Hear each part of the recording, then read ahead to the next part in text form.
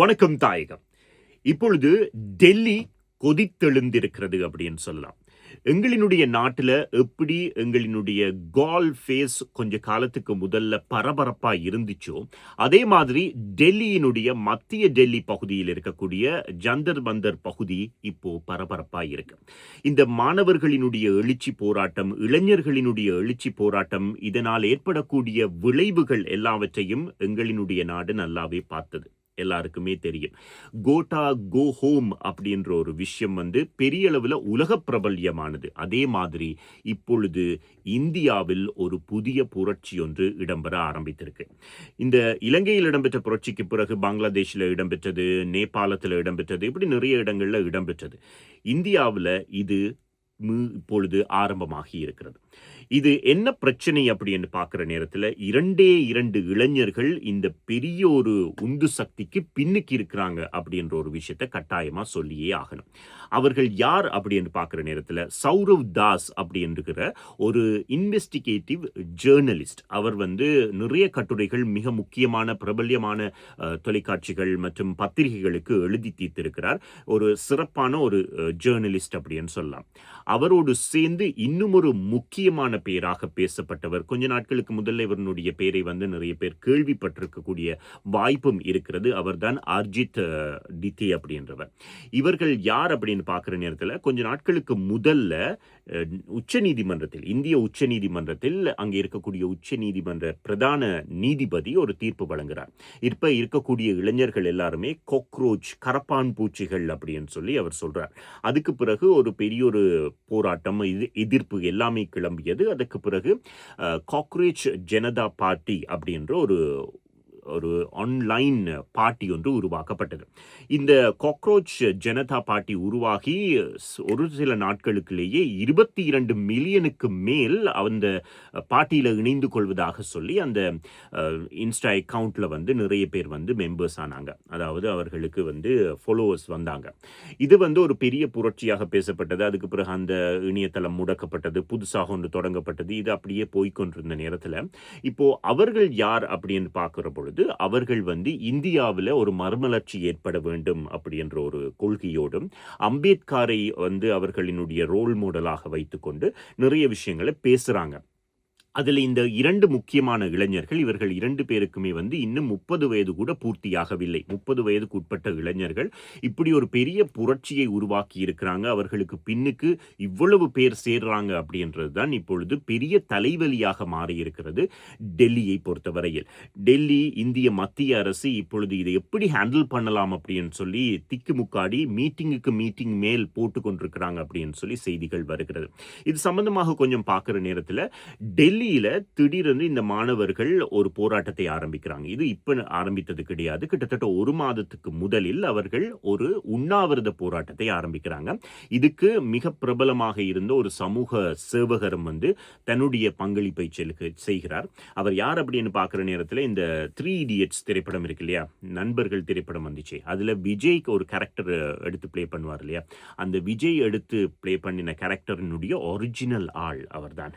Okay, அவரையும் இதுல பங்கு பெற்றி இருந்தார். அப்புறம் அவரை தூக்கி கொண்டு போயிட்டு ஹாஸ்பிட்டலில் போட்டிருக்காங்க. இப்போ அவரை பிரைவேட் ஹாஸ்பிட்டலில் ட்ரீட்மெண்ட் கொடுக்கலாம் அப்படின்னு சொல்லி இந்திய நீதிமன்றம் உத்தரவு வழங்கி இருக்கிறது. அது ஒரு பக்கம் போயிட்டு கொண்டிருக்கு. இந்த ஒரு மாச காலமாக இடம்பெற்ற இந்த உண்ணாவிரத போராட்டத்துக்கு காரணம் என்ன அப்படின்னு பார்க்குற நேரத்தில் இப்போ இருக்கக்கூடிய மோடி அரசாங்கத்தினுடைய கல்வி அமைச்சராக இருக்கக்கூடிய ஒருவருக்கு எதிராகத்தான் இந்த போராட்டம் கிளம்பி இருக்கிறது. தர்மேந்திர பிரதான் அப்படின்ற கல்வி அமைச்சர். இந்த கல்வி அமைச்சர் பொறுத்தவரையில் அவர் கல்வி அமைச்சராக பொறுப்பேற்றதன் பின்பாக இந்தியாவில் இடம்பெறுகின்ற பல பொது பரீட்சைகளினுடைய விடைத்தாள்கள் ரிலீஸ் ஆகிறது, அதாவது லீக் ஆகிறது அப்படின்ற ஒரு பெரிய குற்றச்சாட்டு. இந்த நீட் அதாவது நீட் பரீட்சைக்கு முதலே அதனுடைய பேப்பர்ஸ் லீக் ஆனது. அது மட்டும் இல்லாமல் இன்னும் பல பொது பரீட்சைகளுக்குரிய பேப்பர்ஸ் முன்கூட்டியே லீக் ஆனது. ஒரு மாஃபியாவாகவே செயற்படுகிறது அப்படின்னு சொல்லி அவரை உடனடியாக பதவி நீக்கம் செய்ய வேண்டும்.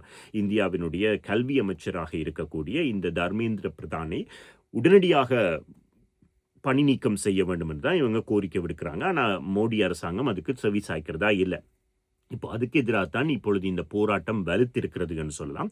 அந்த அடிப்படையில் நேற்று முன்தினம் இது அதிக ஒரு பேசுபொருளாக அமைந்திருந்தது. அந்த அடிப்படையில் அந்த பகுதி அவர்கள் பாராளுமன்றத்தை முற்றுகையிடுகிறோம் என்று இந்த மாணவர்கள் குழு வந்து பேரணியாக கிளம்பிய நேரத்தில் தடியடி நடத்தப்பட்டது. நிறைய மாணவர்கள் காயம் ஏற்பட்டது. நிறைய பேர் கைது செய்யப்பட்டாங்க. அந்த பகுதி, அதாவது ஜந்தர் மந்தர் பகுதியில் வந்து அந்த இன்டர்நெட் தடை செய்யப்பட்டது. அது மட்டுமல்லாமல் மெட்ரோ மற்றும் போக்குவரத்து வழி தடங்கள் வந்து நிறுத்தப்பட்டன. மெட்ரோ ட்ரெயின் எல்லாம் நிறுத்தப்பட்டது.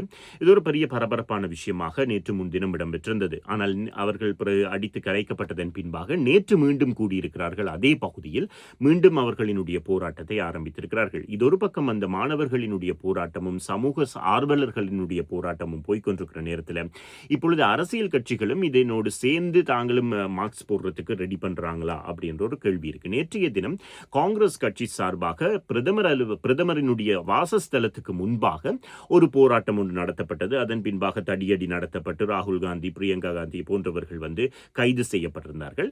இப்பொழுது மம்தா பானர்ஜி வந்து தன்னுடைய பக்கத்தில் இருந்து நானும் சப்போர்ட் பண்ண போறேன் அப்படின்னு சொல்றாங்க. அவங்க மேற்கு வங்கத்தில் இருந்து, அதே மாதிரி தமிழ்நாட்டில் இருந்து வந்து திருமாவளவன் தன்னுடைய சப்போர்ட்டை வழங்க போறேன் அப்படின்னு சொல்றாரு. இப்படி மாறுபட்ட அரசியல் கட்சிகள் வந்து இந்த மாணவர்களினுடைய பொது போராட்டத்துக்கு வந்து தங்களினுடைய ஆதரவை வழங்குறதுக்கு ஆரம்பிச்சிருக்கிறாங்க.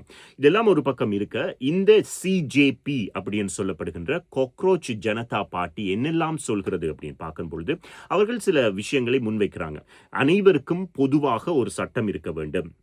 அம்பேத்கர் கொண்டு வந்த சட்டம் சரியான முறையில் வந்து பின்பற்றப்பட வேண்டும். முக்கியமாக நீதிபதிகள் தங்களினுடைய பதவிக்காலம் முடிந்ததன் பின்பாக இந்த பதவியையும் ஏற்கக்கூடாது. அரச பதவிகள் எதையும் ஏற்கக்கூடாது. இரண்டாவது, ஒரு தனி மனிதனுக்கு வாக்குரிமையில் ஏதாவது ஒரு சிக்கல் ஏற்படுமாக இருந்தால், அவர்களுக்கு வாக்களிப்பதற்கு மறுக்கப்படுமாக இருந்தால் அவர்கள் அதற்கு எதிராக சட்ட நடவடிக்கை எடுக்கலாம். பயங்கரவாத தடை சட்டத்தின் கீழ் கூட கோர்ட்ல வந்து அவங்க கேஸ் போடுறதுக்கு அனுமதி வழங்கப்பட வேண்டும் என்ற ஒரு விஷயம். பெண்களுக்கு பாராளுமன்றத்திலையும் அதே நேரத்தில் சட்டசபையிலும் 50% இடஒதுக்கீடு வேண்டும் என்றதையும், அதே மாதிரி கட்சி தாவல் மேற்கொள்கிறவர்களுக்கு எதிராக கடும் நடவடிக்கை எடுக்கப்பட வேண்டும். அவர்கள் கட்சி தாவினால் 20 வருடங்களுக்கு மேல் அவர்கள் மீண்டும் தேர்தலில் போட்டியிடாத மாதிரி சட்ட திருத்தங்கள் கொண்டு வர வேண்டும் அப்படின்னு சொல்லி நிறைய முக்கியமான விஷயங்களை மாற்றம் வேண்டும் அப்படின்னு சொல்றாங்க இல்லையா. இப்ப எங்கள் நாட்டிலெல்லாம் அதை பற்றி எல்லாம் நிறைய பேசப்பட்டது. அது இப்பொழுது டெல்லியில் ஆரம்பமாகி இருக்கிறது. இது டெல்லியினுடைய மத்திய அரசுக்கு எவ்வளவு தூரத்துக்கு பாதிப்பை ஏற்படுத்த போகுது? டெல்லி மத்திய அரசு இப்பொழுது தடுமாறிக் கொண்டிருக்கிறது. இவர்களை எப்படி அடக்கிறது என்றது தொடர்பாக நிறைய ஆலோசனை கூட்டங்கள் போய்கொண்டிருக்கு அப்படின்னு சொல்றாங்க. எனவே இப்போ இந்த ஜந்தர் மந்தர் பகுதி, மத்திய டெல்லியில் இருக்கக்கூடிய ஜந்தர் மந்தர் பகுதி வந்து எப்பொழுதுமே பரபரப்பாக இருக்கிறது. அதிகமாக ராணுவ வீரர்கள், போலீசார் குவிக்கப்படுறாங்க. பாதுகாப்பு ரொம்பவுமே பலப்படுத்தப்படுகிறது. பாராளுமன்றத்துக்கு வந்த மோடி அவர்கள் பாராளுமன்ற கூட்டத்தொடரை இடையில் நிறுத்தி கொண்டு அவர் வீட்டுக்கு கிளம்பி போனார் நேற்று முன்தினம். இந்த மாதிரி நிறைய பரபரப்பான விஷயங்கள் நடந்து கொண்டிருக்கிறது டெல்லியை பொறுத்தவரையில். எனவே அடுத்து இந்திய மத்திய அரசுக்கு என்ன பிரச்சனை வரப்போகுது, இந்த மாணவர்களினுடைய போராட்டம் என்ன மாதிரியான தாக்கத்தை கொண்டு வரப்போகுது அப்படின்றத பொறுத்திருந்து பார்க்கலாம். இது சம்பந்தமான செய்திகளை உங்களுக்காக நியூஸ் ஃபர்ஸ்டினூடாக கொண்டு வருவதற்கு நாங்கள் தயாராக இருக்கிறோம். அதே மாதிரி ஒவ்வொரு நாளும் காலை 6 மணியிலிருந்து 10 மணி வரைக்கும் வணக்கம் தாயகம் கேளுங்க. இந்த மாதிரி புதிய புதிய விஷயங்கள் பலவற்றை உங்களோடு பகிர்ந்து கொள்றதுக்கு நாங்கள் தயாராக இருக்கிறோம். எனவே www.shaktifm.com இல்லைன்னு சொன்னால் சக்தி எஃப்எம் ஆப்பினூடாக எப்பொழுதும் சக்தி எஃப்எம்மோடு இணைந்திருங்கள். வணக்கம் தாயகம்.